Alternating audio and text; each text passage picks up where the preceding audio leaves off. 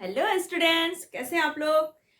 तो आज हम लोग पढ़ेंगे हमारा फिजिक्स का 9th क्लास का चैप्टर आपका चल रहा था ग्रेविटेशन। तो ग्रेविटेशन के बारे में आपने बहुत सारी चीज़ें पढ़ ली थी। यूनिवर्सल लॉ ऑफ ग्रेविटेशन पढ़ा आपने, कैपलर्स लॉ पढ़े आपने, जी जो ग्रेविटी एक्सेलरेशन है वो ड्राइव करना आपने सीखा, ग्रेविटी आपके अर्थ पे कितनी होती है और जो acceleration due to gravity moon में कितना होता है वो भी आपने पढ़ा। और आपने फ्री फॉल पढ़ा, फ्री फॉल बॉडी के लिए जो मोशन के इक्वेशन थे वो भी पढ़े आपने और उसके बेस पे क्वेश्चन भी किए। तो आज हम लोग बहुत ही एक छोटा सा टॉपिक पढ़ेंगे, लेकिन इंटरेस्टिंग टॉपिक है कि मास और वेट। सुनने में दोनों एक ही लगता है, जैसे हम लोग कहते हैं किसी का वेट कितना है या किसी का मास कितना है। तो आज आपको डिफरेंस समझ में आ जाएगा कि कब आपको मास बोलना है और कब आपको वेट बोलना है। तो देखिए, जो मास होता है वो नॉर्मल जो हम लोग शुरू से पढ़ते आ रहे हैं कि उसको हम लोग केजी में वेट करते हैं, ठीक है। तो केजी में मेजर करते हैं। तो मास हो गया किसी भी ऑब्जेक्ट का, उसके अंदर जो भी मैटर भरा हुआ है उसकी जो क्वांटिटी है वो उस ऑब्जेक्ट की या बॉडी का क्या हो गया, मास हो गया। और इसको हम लोग किस में मेजर करते हैं, केजी में। तो मास हमारा क्या हो गया, किसी भी ऑब्जेक्ट के अंदर जितना भी मैटर है, ऑब्जेक्ट के अंदर जितना भी मैटर है ये इसका क्या होता है, मास। ये आपकी स्केलर क्वांटिटी है। ये कैसी क्वांटिटी है, स्केलर, क्योंकि इसकी कोई डायरेक्शन नहीं है, इसको किसी पर्टिकुलर डायरेक्शन में रख के हमें नहीं मापना है। इसमें सिर्फ क्या होता है, मैग्नीट्यूड। और मैग्नीट्यूड कितना होता है, जो उसके अंदर मैटर है उसका मास। इसको हम लोग ऐसा यूनिट में केजी से लिखते हैं, ठीक। तो मास की ऐसा यूनिट क्या हुई, केजी। मान लीजिए कोई बॉय है, उसका मास हो गया 50 केजी, ठीक। अब जो मास है ये क्या है, स्केलर क्वांटिटी है, ऑब्जेक्ट के अंदर जितना भी मैटर है उसका मास हो गया। तो मास आपका कहीं भी जीरो नहीं होगा। यूनिवर्स में आप कहीं भी चले जाइए, जहां पर अर्थ का अट्रैक्शन फोर्स है या नहीं है, पोल पे चले जाइए या फिर मून पे चले जाइए या किसी भी प्लेनेट पे, ये आपका जो मास होगा ये 50 केजी हमेशा रहेगा, ठीक है।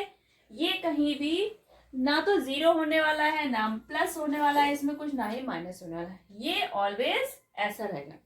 अब जो हमारा मास है हम लोग इसको मेजर किससे करते हैं, आपने देखा होगा बैलेंस, कभी आपने देखा होगा जो सब्जी वाले होते हैं ये डबल वाला होता है, डबल वाला। तो हम लोग ये जो बैलेंस होता है जिसमें दो पल्ले होते हैं और ये वेट रखते हैं और ये हम लोग ऑब्जेक्ट रखते हैं, तो इसमें हम लोग मेजर करते हैं मास को, ठीक है। जो डबल बैलेंस होता है हमारा, जिसको हम लोग पर्टिकुलर नॉर्मल हम लोग यूज करते हैं बैलेंस, उसमें हम लोग इसमें क्या मेजर करेंगे, मास, ठीक। अब आता है आपका वेट। वेट क्या है, वेट होता है जब हमारी अर्थ हो गई या फिर मून हो गया या कोई भी प्लेनेट, हर प्लेनेट की क्या होती है, कुछ ना कुछ पावर होती है, अट्रैक्शन पावर, जिसके कारण क्या होता है उसमें एक ऑब्जेक्ट में एक्सीलरेशन प्रोड्यूस होता है। तो जो हमारी अर्थ है ये ग्रेविटेशन अट्रैक्शन फोर्स जो लगता है उसके कारण किसी ऑब्जेक्ट में कितनी एक्सीलरेशन प्रोड्यूस करती है, स्मॉल जी के बराबर, यानी कि 9.8 मीटर पर सेकेंड स्क्वायर, ठीक। तो जो इसका अट्रैक्शन फोर्स है उसके कारण जो ग्रेविटी लग रहा है, एक्सीलरेशन लग रहा है, वो कितना लग रहा है, 9.8 मीटर पर सेकेंड स्क्वायर। तो जो वेट होगा वो इसका अट्रैक्शन फोर्स ही होता है अर्थ का, जो उस पर्टिकुलर मास में लग रहा है। अब मान लीजिए मास है आपका 50 केजी, 50 केजी का मास है, उसमें अट्रैक्शन फोर्स लगा तो उसमें कितना एक्सीलरेशन प्रोड्यूस हो गया, 9.8, या हम लोग कैलकुलेशन में इजी करने के लिए हमने लिख लिया 10 मीटर पर सेकेंड स्क्वायर। तो अब फोर्स इक्वल टू हो जाएगा मास इंटू एक्सीलरेशन। एक्सीलरेशन की जगह हम क्या लिखेंगे, ये ग्रेविटी वाला एक्सीलरेशन। तो फोर्स इक्वल टू हो जाएगा 50 इंटू 10, 500। अब हमारा जो फोर्स है इसकी एसआई यूनिट क्या होती है, न्यूटन। तो हम लोग इसको क्या लिखेंगे 500 न्यूटन। यानी कि जो 50 केजी का मास है लड़के का, उसका वेट कितना होगा, जो वो फोर्स लगा रही है अर्थ, यानी कि 500 न्यूटन। तो इसको हम लोग W से डिनोट करेंगे 500 न्यूटन। तो किसी भी ऑब्जेक्ट का अब वेट हम लोग क्या कहेंगे, अगर आपसे पूछे आपका वेट क्या है तो अब आप क्या कहेंगे, उसमें 10 का मल्टीप्लाई करके बताइएगा और न्यूटन में बोलिएगा। सब सोचेंगे ये कौन सी नई आ गई यूनिट आपके वेट की। ठीक है, तो आपको करना क्या है, जो मास है किसी भी ऑब्जेक्ट का, उसमें जो ग्रेविटी का एक्सीलरेशन है उसका जब मल्टीप्लाई कर देते हैं तो क्या हमें मिल जाता है, उसका वेट। यानी कि वेट किसी भी ऑब्जेक्ट का क्या है, वो अट्रैक्शन फोर्स है जो अर्थ लगा रही है उस ऑब्जेक्ट पर, और ये किस डायरेक्शन में होता है, toward the centre of the earth. तो ये जो आपका वेट है ये कैसी क्वांटिटी हुई, वेक्टर क्वांटिटी, क्योंकि इसमें मैग्नीट्यूड भी है और डायरेक्शन भी, मैग्नीट्यूड एंड डायरेक्शन, इसमें दोनों चीजें कंसीडर की जाएंगी। तो वेट हमारी वेक्टर क्वांटिटी है और इसकी डायरेक्शन होगी towards the centre of earth. तो अगर कोई 1 kg का ऑब्जेक्ट है तो मास हुआ उसका 1 kg और वेट कितना हो जाएगा 1 × 10 यानी कि 10 न्यूटन। ठीक है, तो जब किसी ऑब्जेक्ट का वेट निकालना है तो उसके मास में हमें एक्सीलरेशन ड्यू टू ग्रेविटी यानी कि स्मॉल जी का क्या करना है, मल्टीप्लाई, और इसकी यूनिट क्या आएगी आपके, ऐसा यूनिट न्यूटन। ठीक है, तो इसको हम लोग कैपिटल W से डिनोट करते हैं, W = mg। ये रहा आपका मास और वेट में जो रिलेशन है। अब ये तो हमारा मास है, ये तो कभी भी जीरो नहीं होगा, लेकिन जो हमारा वेट है ये कब जीरो होगा, जब आपकी जी की वैल्यू जीरो हो जाएगी, क्योंकि जी हम क्या कर रहे हैं, इसमें मल्टीप्लाई कर रहे हैं। तो जहां पर जी की वैल्यू जीरो वहां पर इसका वेट जीरो। अब आपका जो अर्थ का सेंटर पॉइंट होगा, यहाँ पे जी हमें पता है क्या होता है, जीरो, यानी कि सेंटर पर, अर्थ के सेंटर पर किसी भी ऑब्जेक्ट का वेट जीरो होगा। आपका जो अर्थ के पोल्स होंगे, पोल्स में जी की वैल्यू क्या होती है, कम होती है, तो यानी कि यहाँ पर वेट किसी भी ऑब्जेक्ट का क्या हो जाएगा, कम, और इक्वेटर पर जी की वैल्यू ज्यादा तो इक्वेटर पे वेट भी ज्यादा। अब अगर हम अर्थ से ऊपर जाते जाते तो क्या होता है, जी की वैल्यू कम होती जाएगी यानी कि वेट कम होता जाएगा, और अगर हम इंटरप्लेनेटरी स्पेस पे पहुंच गए जहां पे ग्रेविटी क्या हो गई, जीरो, तो वेट जीरो हो जाएगा। यानी कि वेट हमें चाहिए अर्थ पे प्रॉपर बैलेंस बना के हमें खड़े होने के लिए। अगर वेट नहीं लगेगा, अट्रैक्शन फोर्स नहीं लगेगा, तो हम प्रॉपर ना तो खड़े हो पाएंगे ना तो मूव कर पाएंगे, और हम लोग ऐसे फ्लोट करते रहेंगे। तो ये हो गया वेट और ये हो गया मास। तो मास आपका कभी जीरो नहीं होगा, स्केलर क्वांटिटी है, इसमें कोई डायरेक्शन नहीं होती।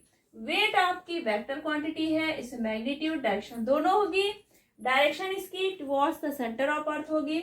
वेट आपका जीरो हो सकता है जहां पर ग्रेविटी जीरो होगी। तो ये आपका सिंपल हो गया मास और वेट। ठीक है, एक पॉइंट और रखें, जो आपका वेट है, ठीक, मास को तो हमने बैलेंस से मेजर किया था, जो डबल बैलेंस होता है। वेट को हम बैलेंस करते हैं, वेट मेजर करते हैं स्प्रिंग बैलेंस से। इसको किससे मेजर करते हैं, स्प्रिंग बैलेंस से। इस तरह से आपका कुछ स्प्रिंग बैलेंस होता है, ये हुक हो गया, ये होती है रीडिंग, और ये नीचे ऐसे स्प्रिंग होती है, और ये यहाँ पे हम लोग अपना मास को हैंग करते हैं। तो जो आपका स्प्रिंग बैलेंस है, ये वेट हमें कैसे देता है, तो जो इसमें वेट हमें मिलता है, ये इसमें क्या होता है, स्प्रिंग में क्या होता है, एक, जब हम इसमें कोई ऑब्जेक्ट यहाँ पर हैंग करेंगे तो इसकी स्प्रिंग में क्या होगा, एक एक्सटेंशन होगा, और ये एक्सटेंशन किधर होगा, towards the centre of earth. और ये जो एक्सटेंशन होता है ये होता है फोर्स जो इस पे लग रहा है, क्योंकि अर्थ क्या हो रही है, इस जो मास है इसको क्या करेगी, नीचे की ओर खींच रही है। इसमें जो एक्सटेंशन होगा ये एक तरह से फोर्स दिखाएगा, जो हमें यहाँ पे रीडिंग में मिल जाएगा। तो स्प्रिंग बैलेंस से हम मेजर करते हैं वेट, और जो आपका बैलेंस है सिंपल सा, इससे हम लोग मेजर करते हैं आपका जो मास है। ठीक, अब आता है आपके, तो हो गया स्प्रिंग बैलेंस कि हम इससे वेट मेजर करते हैं। अब जो हमारा वेट है किसी भी ऑब्जेक्ट का, वो मून पे अगर पहुंचता है तो उसका वेट 1/6 हो जाता है। कैसे? देखिए, जो अर्थ का मास है, ठीक है, वो मून के मास का कितना है? 100 टाइम्स। अर्थ का जो मास है वो मून के मास का 100 टाइम है, और जो अर्थ की रेडियस है वो है 4 टाइम्स। जो मून की रेडियस है उसकी रेडियस से अर्थ की रेडियस कितनी टाइम्स है? 4 टाइम, यानी 4 टाइम ज्यादा बड़ी है हमारी अर्थ। अब हमने फॉर्मूला रखा सिंपल फोर्स का, यूनिवर्सल लॉ ऑफ ग्रेविटेशन का, जी एम आपका अर्थ का मास, हमने कोई भी मास लिया है जिसका मेजर करना है, अपॉन रेडियस हो गई आपकी अर्थ की, इसका स्क्वायर। तो ये हो गया अर्थ पे लगने वाला फोर्स, और ये रहा आपका मून पे जी। जी आपका चाहे अर्थ हो या मून हो, हर जगह क्या रहेगा? कांस्टेंट। मून का आपने मास लिया, और ये मास हो गया जिसको हमें मेजर करना है, और ये हो गया रेडियस ऑफ मून। ठीक, अब जो हमारी रेडियस है अर्थ की, ये किसके? मून की जो रेडियस है उसके 4 टाइम्स है। तो यहाँ पे हमने क्या किया, हमें क्या निकालना है? जो फोर्स है, आप फोर्स की जगह क्या रख सकते हैं? डब्ल्यू भी रख सकते हैं यहाँ पे, है ना, डब्ल्यू। ठीक, अब हमने क्या किया? W M upon W E, इसको अपने ऊपर रखा, G M M M upon R M का स्क्वायर, और डब्ल्यू की जगह क्या रखा हमने? जी, ये वैल्यू रखी, एम ई। अब एम ई की जगह हम क्या रखेंगे? 100 मास जो है मून का, क्योंकि अर्थ का मास मून के मास का 100 टाइम है, अपॉन आपका रेडियस कितनी है अर्थ की? 4, मून की 4 टाइम्स, ये हो गया स्क्वायर। ठीक है, ये आपका गया ऊपर, तो क्या हो गया ऊपर जाकर? 16r square. अब आपका बचा क्या है यहाँ पे? W M upon W E, weight on moon upon weight on earth, equal to ये कैंसिल, ये कैंसिल, ये सब कैंसिल। ठीक है, क्या बचा आपका? 16 अपॉन 100, ये आएगा अबाउट 1/6, यानी कि weight on moon equal to 1/6, जो अर्थ पे वेट है उसका 1/6 हो गया। तो ये हो गया हमारा वेट ऑन मून और वेट ऑन अर्थ का एक जो रिलेशन हम लोग शो करते हैं। अब आते हैं हमारे इस बेस पे न्यूमेरिकल, मास और वेट को जो डिनोट करेंगे। है आपका मास आपका दिया है किसी ऑब्जेक्ट का 5 kg, आपको निकालना है क्या? वेट। तो ये बड़ा ही सिंपल सा क्वेश्चन है, इस पे कुछ नहीं करना। डब्ल्यू वेट इक्वल टू क्या पढ़ा आपने? मास इंटू जी, ग्रेविटी वाला एक्सीलरेशन हो गया। वेट आपको कैलकुलेट करना है, मास आपको कितना दिया है? 5 kg, जी आपका कितना होता है? 9.8 मीटर पर सेकेंड स्क्वायर। तो वेट आपका क्या आ गया? 49 न्यूटन। तो वेट आपका आ गया 49 है। जस्ट इसका रिवर्स आपका ये क्वेश्चन है, यहाँ पे वेट आपको दिया है, मास कैलकुलेट करना है, तो हम लोग सिंपल यही फॉर्मूला लगाएंगे, weight equal to M G. Weight आपको 49 दिया है, मास हमें निकालना है 9.8, जी की वैल्यू हुई, तो एम आ गया आपका 5 kg। सेम इसी का रिवर्स। तो ये रिलेशन तो आपको समझ में आ गया वेट और मास में। एक ऑब्जेक्ट है, ठीक है, उसका वेट अर्थ पे है 600 न्यूटन। जब वो अर्थ पे है तो उसका वेट आता है 600 न्यूटन। तो हमें बताना है कि इसका मास कितना है ऑन अर्थ। मास कितना है? ठीक है, जी की वैल्यू आपको दी है 10।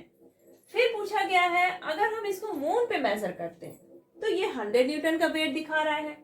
ठीक, तो जो मून है वहां पर जो ग्रेविटी के कारण एक्सीलरेशन है वो कितना होगा? तो पहले तो हम क्या करेंगे, अर्थ पे हमें वेट पता है मास इंटू जी आपका जो अर्थ पे, ठीक। ये फॉर्मूला रखेंगे तो हमें मास पता चल जाएगा। ये दिया है आपको 600 न्यूटन, मास हमें निकालना है और जी की वैल्यू दी है 10। तो m इक्वल टू कितना आ जाएगा 600/10 यानी कि 60 kg। यानी कि जो ऑब्जेक्ट है उसका मास कितना है 60 kg, ठीक। अब जो ये मास है 60 kg का, अब ये चाहे अर्थ पर हो चाहे मून पर हो, ये तो आपका कांस्टेंट रहेगा। तो मास हम मून पर भी हम कितना लेंगे इसका 60 kg, इसमें कोई चेंज नहीं होगा। अब जब हम इसको मेजर करते हैं मून पे तो इसमें 100 न्यूटन का वेट दिखाता है, यानी कि weight on moon equal to mass into G M. ये आपको निकालना है कि मून पे जो एक्सेलरेशन है ड्यू टू ग्रेविटी वो कितना है। तो आपका ये 100 न्यूटन वहां पे आ रहा है, मास आपका 60 रहेगा, चाहे वो अर्थ पे हो चाहे वो मून पे हो, और हमें जी एम निकालना है। तो जी एम इक्वल टू क्या हो जाएगा 100/60। ये around 1.66 metre per second square आ जाएगा। तो ये आ गया acceleration due to gravity on the moon, ठीक है। तो मास आपका कहीं भी हो चाहे अर्थ हो या मून, उसमें कोई चेंजेस नहीं होंगे। तो इस टाइप के अगर क्वेश्चन आते हैं तो आई थिंक बहुत इजीली आप कर लेंगे, वेट और मास पे बेस्ड, जो कि आपको होमवर्क में करना है।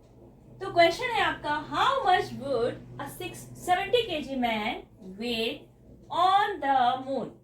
कोई मैन है जिसका मास है 60 kg, तो जब वो मून पे जाएगा तो उसका कितना वेट होगा। what would be his mass on the earth।